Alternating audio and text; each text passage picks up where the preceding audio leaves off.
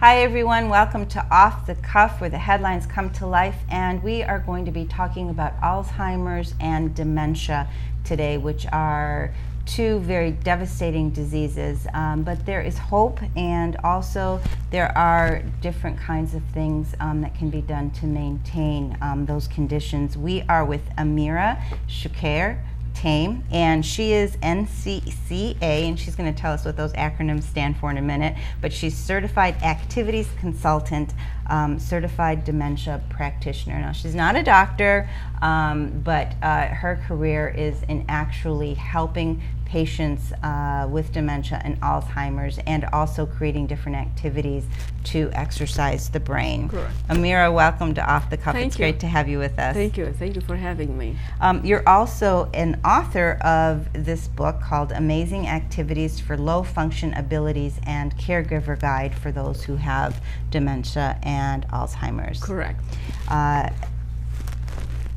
think everyone, especially in their sort of when you hit middle age, think about these kinds of things, and I think we all sort of get forgetful sometimes. We forget our keys, we forget sometimes words. We talked about that earlier, or we just go into a room and go, oh shoot, I was here, what did I come to get? Are all those things normal, or are those things something you should worry about? Well, actually, they say it's okay to forget, but it's not okay to be forgetful. Let's say if you want to go to the bedroom and then somehow you forgot what you want to do there.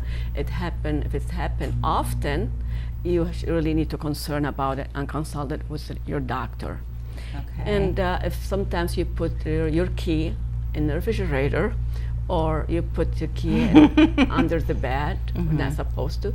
So it's something kind of worry about it, and it happens often. You should concern and consult it with the doctor. So I've heard that if those things happen and you're cognizant of them and you know that they're happening,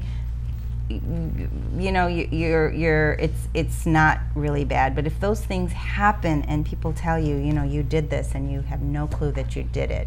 Now, is there a difference between those two? It is difference. If it happens often, Mm-hmm. you have to really worry about it for your loved one.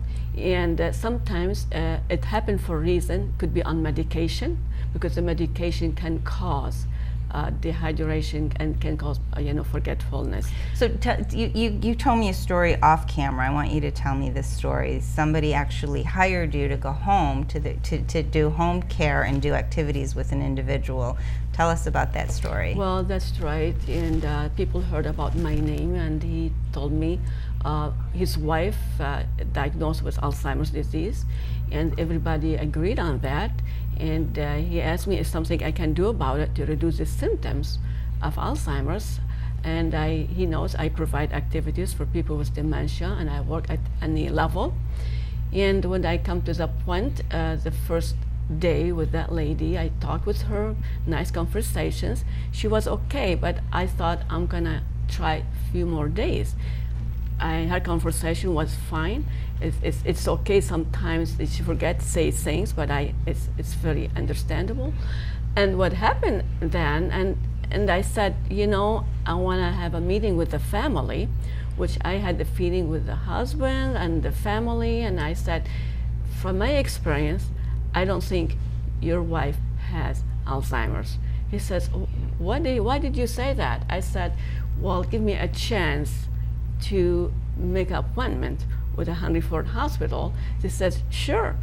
We called Henry Ford Hospital, and she got the appointment, and they found out she has no symptoms of Alzheimer's. It was the medication was causing the symptoms of Alzheimer's disease. And then I said, I don't want to have take your money, spend your money. Your wife is an amazing lady. It was a joke. They loved it very much. They appreciate it. And she was very happy, and she became my best friend too. Oh wow, that's an amazing story. It is, because it caused sometimes from dehydration, it caused from malnutrition. And so the symptoms so dehydration, malnutrition, all these different things can sort of mimic the condition of Alzheimer's or dementia. So Correct. those are things that you Yes. have to really, really look at. Is it especially in the elderly, or what age do you start Well, looking at it? It starts 35 years old. I have seen enough people with age 35 years old, and I don't have the answer, but I think it's from genetic, and sometimes from the environment, from the food, malnutrition, sometimes the health-wise too. Anger, it causes that, and sometimes the stress. If you don't manage the stress, I think stress and manage the causes stress, everything. we really, because it really, sometimes we get, the brain is scattered when you don't have things you do in order.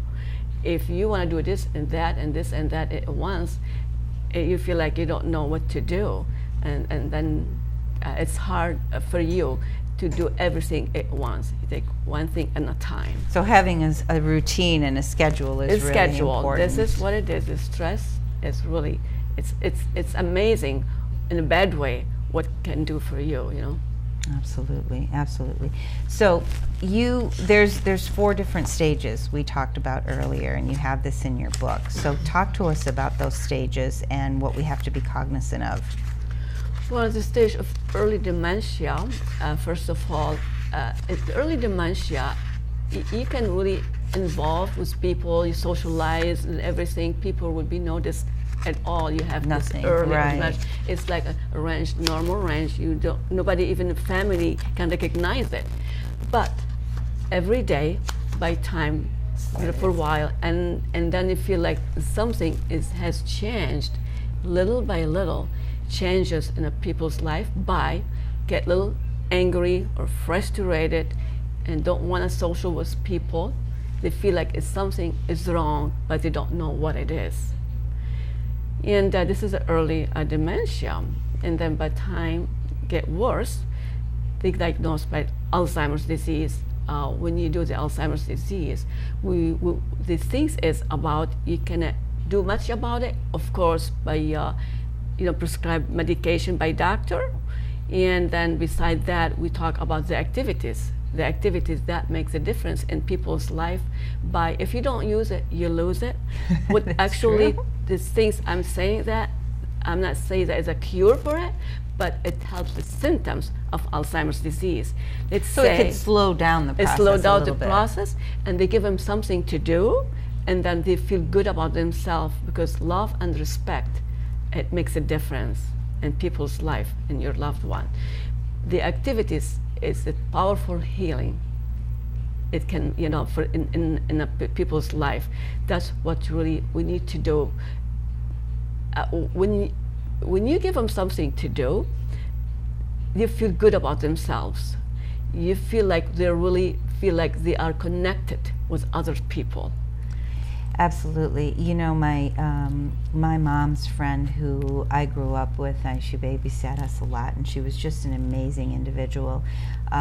She ended up having Alzheimer's, and God bless her daughters. They would always take her to different places and take her to her old friends so she could have, something that would click inside of her. So we would go over there, and sometimes I would sit with her, and she would talk to me about when I was a little girl, and she used to own this store, and I used to get in some trouble, and so she'd remind me, when you were 7 years old, you did this, and I caught you, and then other days I'd go over there, and she wouldn't know who I was. So it was very, it was up and down, and it was just depending on the day, and sometimes she would know her kids, and sometimes she wouldn't. You get it right.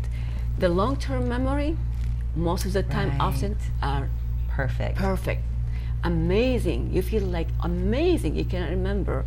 They have And they remember details. They remember details. The short-term memory, that's what it is. Alzheimer's disease robs memories from your loved one, but they can take away their feelings. Their feelings are protected by your love, caregivers, family, and friends. That's how when you see your mother next day, she was not able to recognize you, but she was able to know To who you feel are maybe by the feelings. Feelings always live in our heart. That's what it is. That's amazing. So then we all get reward from that part. Absolutely. So that interaction and that continuous process of seeing your loved ones, it sometimes does jar something Right. inside of them. Yes, they do. Sometimes And they that's a form remember. of exercise too, because it sort of makes them think a little bit more. That's right. When you give them the pride to invite them to the activities, let's give you, for instance, let's say you have to work on every person individual, Right. different. Some people, let me say something to you, and I'll go a little bit ahead of this. First of all, how would you learn about your loved one? You have to know him by, do you have a profile form? The profile form is really tell you everything about your loved one. You have to learn about likes, dislikes, what they like to do, what kind of food they like to eat, what really kind of friends they like to hang around, and they like to know about the music, their favorite hobbies. Those very important to their life. If you don't know what's going on, what makes them feel good, it's very hard for you and for your loved one to build up relationships. This is called the key. The key. This is the techniques. If you learn those techniques, So is that the loved ones learning about Your loved individual one- who has Alzheimer's, or is it re-teaching the individual that has Alzheimer's about his loved ones or her loved ones? Well, let's say your mom has Alzheimer's and you are the caregiver. God forbid, yes. Hope never happen. Never happen. It's an example. Never happen. Just make it easy and simple. So now you know your mom very well, but you don't know enough about her, about things, likes, about food, about her friends, what kind of hobbies she likes to do. This is very important to you to work with her, to invite her to these activities. If you don't know enough about this information and much more, you feel like a strange lady, because knowledge is power. What you learn, Like those things. she loves fishing. To love fishing, we have enough activities to do that with her.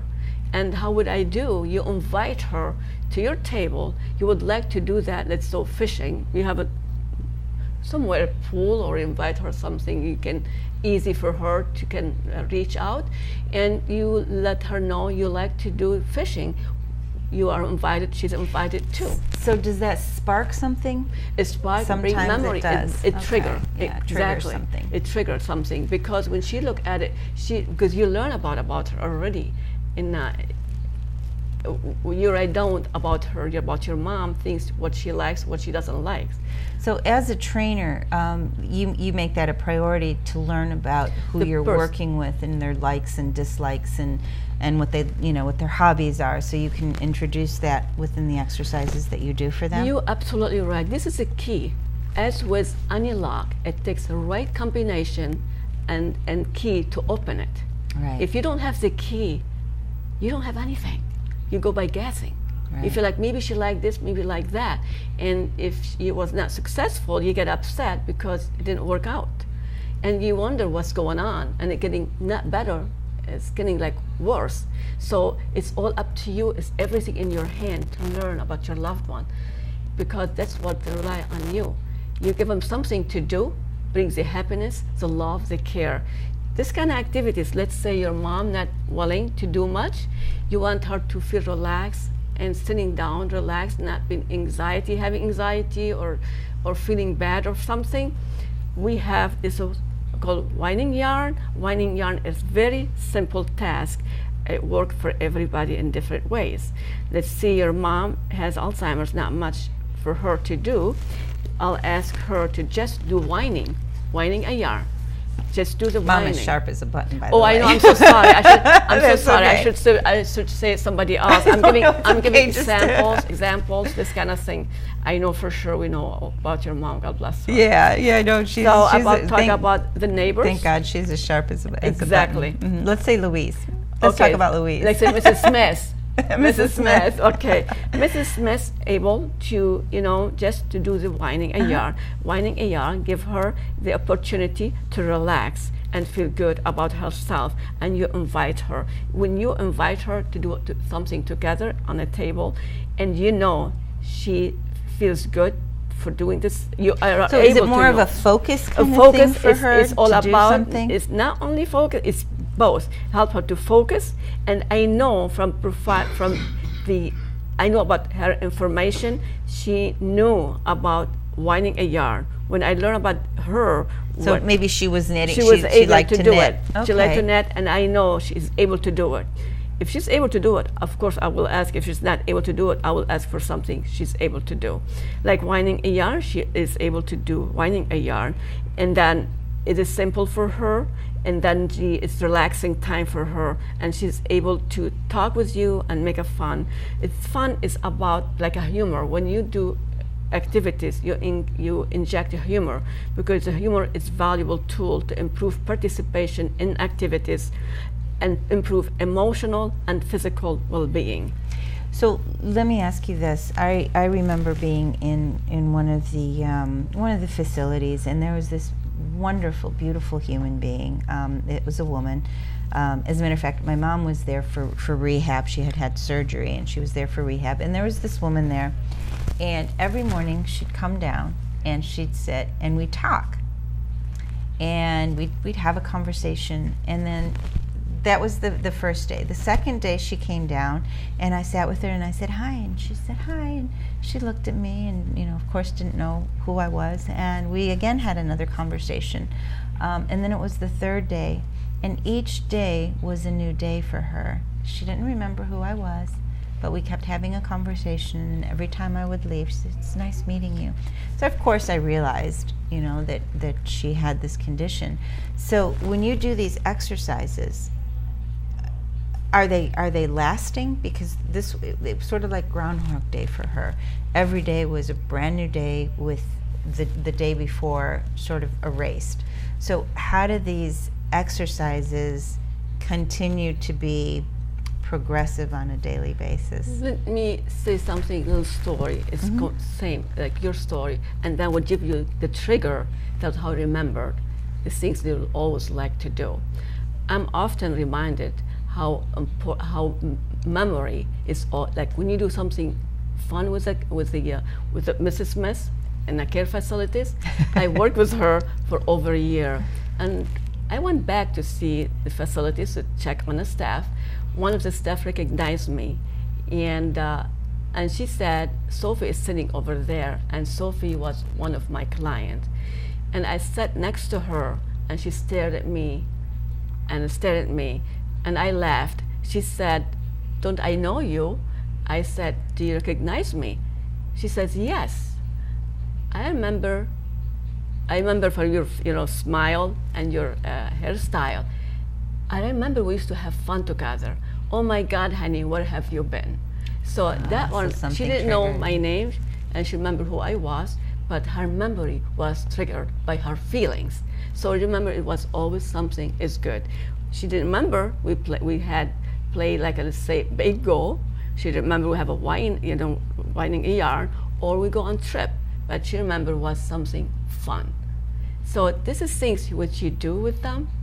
It will trigger. So on a continuous basis, it somehow triggers. Exactly. It stays with them somehow. It stays with them, and you go back. The things you know what? Sometimes when you teach them something, they know already. They will relearn it back. It's amazing, and I wish I have with me the pictures or a little video I will show you, but maybe next time. So it's amazing what you get back by when you teach them how to make a bow, right? They know. I know they used to make a bow. I know they love what they do, and I bring it back to their life, to daily life, and then they do wonderful. And I show her how to do it, and she do it on her own. She focused. The techniques from that part, she's focused, because it's all about concentration. It helps her to focus and to do the job she wanted to do, make her feel good about herself. So if you had an individual, let's say, that loved to golf during their prime, loved to fish, let's say worked as a chef, and had 3 kids and a wife, and lived in the city, and now they're having these symptoms and sort of forgetful. What kind of exercises would you gear towards that individual? Let's say, as you said, 3 of them, we know this is her favorite activities. We'll work with that. We just bring the activities she liked, and we just go to the city. Sometimes people like to go shopping. I know one of my clients, she likes to go to Sears, and she used to own a store. And then when I take her to the store, she tell me exactly the price of the dress. And I look at it, oh my gosh, it is right. I said, how do you know? Asked her. She says, honey, what's wrong with you? I used to own a store. And they remember. So that brought it back. Yes, they brought it back, because the long-term memory is always helpful for them to do things they want to do as an activity. So those exercises are really important. Just like I was telling you about my mom's friend, now her daughters always took her and really were focused on her, took her to, her old friends' homes to see them. She would bring them, bring her to our home. Right. And then they would do things that she normally liked to do. And I think, I don't know if that sort of maintained her a little bit more, where some days she was like, you wouldn't even know that she had Alzheimer's, and then some days, she would black out. But I think those kinds of things kept her going. They have a flash of moment. You feel like, oh my gosh, I can believe she remembered that moment, like, let's say, with a year ago. Details, with details. Yes. That's what it is. They have a flash of light, just remember. But the long-term memory is the best thing could happen for them. To bring back. To bring back. That's what it is. Sometimes, let's say one of my clients, and they can speak in sentences, and what I found out, I said, okay, they know how they feel, but they can't tell you the right word. And then I created activities. It's called How Am I Feeling Today? These activities help them to express their feelings without saying the word. This is magnetic cards. I just put this on a table, and I ask Mrs. Smith to just pick up the best one for her, right? For example, sometimes she's asked me, I need to go to the bathroom. She says, oh my gosh, before I doing the activities, I'm glad I asked her for this, because sometimes you don't really want to participate in activities at all, and you wonder what is going on. So this helps jar. This helps exactly to tell the words, to express their feelings without saying the words. So it worked very well. And sometimes they say they are hungry, and I go get some cookies for them. And sometimes they say, I don't feel good, and on. So this is what helps you and helps the person, Mrs. Smith, so to express her feelings without saying the word. This is how we make it easy on them, and we keep the activities successful and active, and we keep the pride, the dignity, and we make them feel good about themselves. So they still have some kind of control over who they are and what they're doing. Exactly. It's these activities. It's like you always, if you want to reduce the symptoms of Alzheimer's disease, it's about doing activities. And exercising. Exercising, something they like to do. You've got a basket. Well, thanks for bring up that one. Yes. I like to say basket. Beautiful flowers. Thank you very much. Sometimes you don't want to do, thank you. Can I put it here? Yes. Sometimes they don't want to do much of activities. If you ask, you want to go for bingo or anything, they says, no, thank you. Put it right here, maybe. Oh, thank you. There we go. Because the colors lift the spirits and mood and increase brain activities. They can put flowers in the basket. They can use any color they want. And also you learn about that person, that you know what color they like. Because some certain colors get irritated from it. Let me give you a little story. I was in the activities room working with the residents doing activities, and suddenly I have one of the residents come to the activities, and she says, hey, nurse, come here. I says, hi, and I smile. She says, come here, come here. I smile, and she said, I hate your necklace. I said, oh, I hate my necklace too. My necklace was blue. So I said, will you please take it off? She said, sure. She calmed down, relaxed, and she said, sure, honey, I can do it. She did try to take the necklace out. It happened. It worked. She was feeling happy and proud of herself, and she walked away very peaceful. So you have to go with the flow. You have to learn about the color. If you see, and now I learned blue, she not her favorite color. You know, so you have to validate the feelings they're having, even though you don't understand them. Right. And then when you see the basket, people like to put the flowers in a basket. You learn about their colors, what their favorite colors. Someday you want to buy her dress, buy her maybe a presents or anything with her favorite color. So you would have them actually create their own basket. You take that one like this here. She can pick up and put in a basket. I have the basket here, and they have a variety of flowers here. This is for some activities, afternoon activities. It's because the morning activities is very productive, but afternoon activities is not productive because the afternoon time for them to slow down, to relax, social ice cream. They want to go for a little walk, watch TV. They want to tell stories, or do you want to say something funny, make them laugh, because they love to hear about the old days proverbs. That's what relaxes them as well, because they know about the proverbs, like don't put all your eggs in one basket. They will finish the rest. So this is kind of things you work with them, or you give them sometimes they like to play balloon late afternoon. It's relaxing for them. It depends on the individual.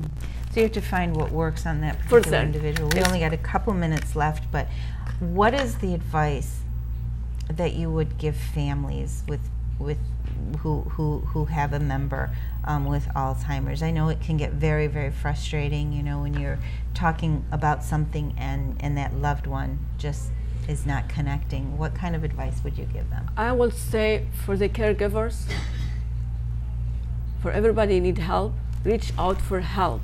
Don't be afraid to ask for help. There is an Alzheimer's Association available. They're amazing because Alzheimer's Association provide helps, and they can go to people's homes, including my service as well. We go to people's homes if let's say the caregivers, they want to go out for a few hours, there is a time for them volunteering. They can go do whatever they want to do, and they work with the loved one with Alzheimer's.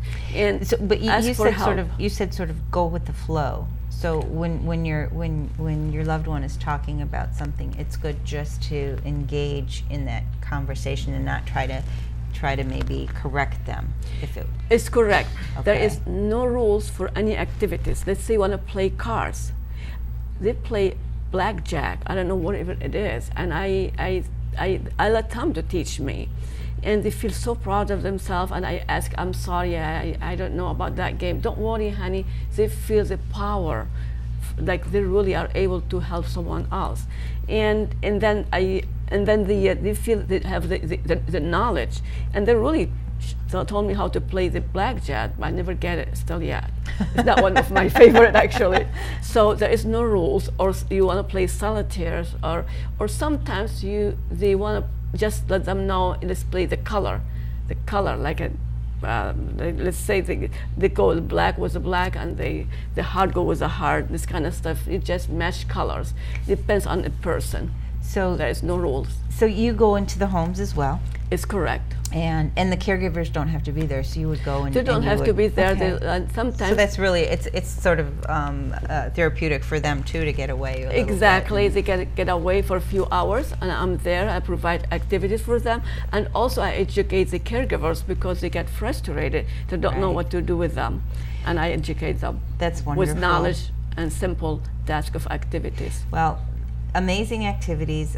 There is hope, and you provide that hope with the different activities and to jar those memories. I know a lot of people are dealing with Alzheimer's, with dementia. The family members, it's very difficult on them too, so you provide a little bit of that relief. So thank you so much, Amira. Your book is available on Amazon. Okay, her book is available on Amazon. It's called Amazing Activities for Low Function Abilities and Caregiver Guide, and we'll put your information up there. So if anybody has a loved one and you want to help them and sort of give them some focus, give Amira a call. Thank you you very so much. Thank you much for having me. for Thank being you. here and educating us. Thank and you. thank you all for being with us on Off the Cuff.